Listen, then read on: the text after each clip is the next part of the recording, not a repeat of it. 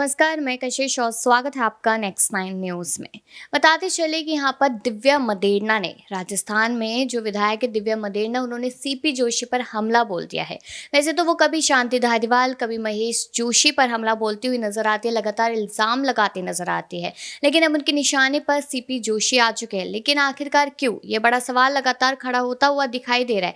लेकिन चलिए आपको बताते हैं कि अगर राजस्थान की तरफ रुख करें तो वहाँ पर सियासत लगातार उलट पुलट होती नजर आ रही है। यहाँ पर सचिन पायलट और गहलोत की वजह से लगातार अलग अलग सियासी समीकरण निकाले जा रहे हैं। लेकिन उस बीच यहाँ पर पहले राजेंद्र गुड़ा, अब यहाँ पर दिव्या मदेरणा लगातार सुर्खियों में है। दिव्या मदेरणा की बात की जाए तो वो यहाँ पर अब सीपी जोशी को इसलिए निशाने पर लेकर आई क्योंकि उन्होंने कहा कि पसरराम यानी कि उनके जो पिताजी थे, उनके जो दादाजी थे, उनकी जो मूर्तियां है वो मूर्तियां बिल्कुल भी सही तरीके से नहीं बनाई गई, कोई समानताएं नहीं है उनमें। इस वजह से यहाँ पर लगातार सीपी जोशी पर हमला बोलती नजर आई दिव्या मदेरणा। उन्होंने कहा कि एक काम या दो काम दिए गए हो और वो भी ढंग से ना हो तो इस तरीके के सवाल उठना तो बनता ही है।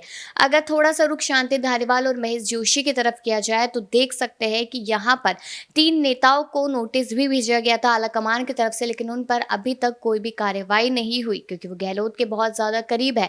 और गहलोत और पायलट की तरफ देखा जाए तो यहाँ पर दोनों खेमों में से किसी भी खेमे में दिव्या मदेरणा नहीं है। उन्होंने साफ तौर पे कह दिया कि वो आलाकमान का समर्थन करती है और आलाकमान के खेमे में आती है, वो यहाँ पर किसी के खेमे में नहीं आती। और अगर उनकी तरफ यहाँ पर लोगों ने अलग अलग तरीके के कयास भी लगाने शुरू किए थे दिव्या मदेरणा को लेकर।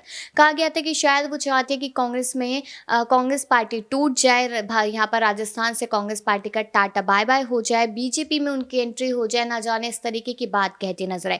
दिव्या मदेरणा वही है जो जाट समुदाय से विधायक है और उसके बाद उनसे पहले भी उनके पिताजी भी विधायक थे और काफी अच्छे अच्छे पदों पर है। उनके पिताजी को गहलोत की वजह से मुख्यमंत्री पद नहीं मिला, जिसकी वजह से अब देखा जा रहा है कि दिव्या मदेरणा लगातार गहलोत का नाम लिए बिना उन्हें निशाने पर लेती नजर आ रही है। लेकिन सीपी जोशी की बारी आ चुकी है और सीपी जोशी को 92 विधायकों के इस्तीफे पर फैसला भी लेना है जो वो अभी तक नहीं ले पाए, जिस पर तंज कसरे नजर आई है दिव्या मदेरणा। अब देखना यह है कि आखिरकार उन इस्तीफों पर कब तक फैसला लिया जाता है और क्या दिव्या मदेरणा इसी तरीके से बड़बोलापन दिखाती नजर आती है या फिर यहाँ पर आलाकमान उनको लेकर कोई फैसला लेती है। अपनी राय जरूर दीजिएगा और बाकी ऐसी खबरों के लिए देखते रहिए नेक्स्ट 9 न्यूज़।